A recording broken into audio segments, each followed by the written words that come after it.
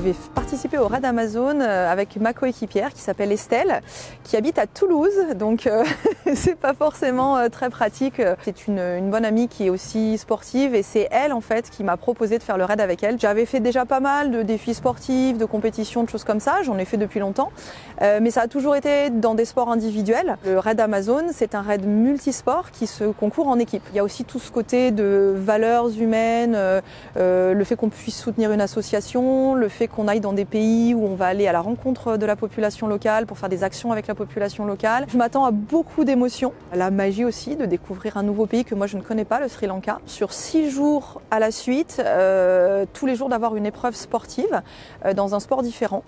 Donc les épreuves que l'on va faire sont principalement du trail, donc de la course à pied en mode trail, du VTT, du canoë, du tir à l'arc, du run and bike. Donc là c'est une épreuve où il y en a une qui court et une qui pédale et on échange à des rythmes que l'on choisit, mais il faut le faire ensemble, il faut rester ensemble.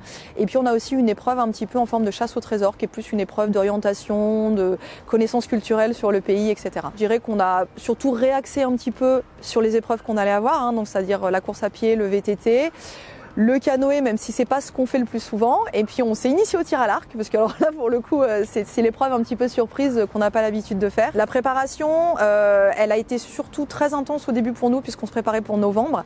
Le report de date a un petit peu changé la donne, il a fallu réadapter les programmes d'entraînement. La préparation mentale, spécifiquement, je dirais pas à proprement parler qu'on en a fait. Concourir en équipe, c'est nouveau pour nous, d'habitude on est plutôt toute seule avec nous-mêmes. Donc voilà, apprendre à communiquer avec l'autre, pour que voilà, une fois là-bas, il n'y ait pas de petites surprises, qu'on sache comment l'autre fonctionne et apprendre à se connaître en compétition en fait. Nous avons choisi avec ma coéquipière Estelle de soutenir l'association LPT. Cette association permet aux personnes de se construire ou de se reconstruire par le sport. L'idée c'est que quels qu'aient pu être les obstacles ou les traumatismes que certaines personnes ont rencontrés dans leur vie, on peut toujours surpasser ça en dépassant ses propres limites et en fait ça c'est vraiment l'incarnation du sport. On sera d'ailleurs 2 équipes de l'association qui allons participer au raid Amazon. Donc on a la chance d'avoir nos employeurs respectifs qui ont été des soutiens très forts.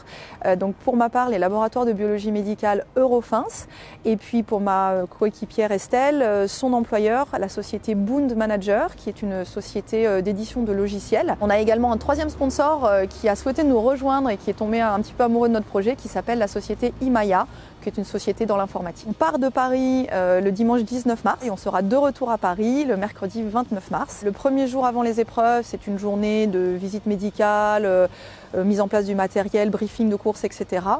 Et puis la dernière journée après le raid, c'est une journée un petit peu libre pour pouvoir profiter quand même sur place avant de repartir.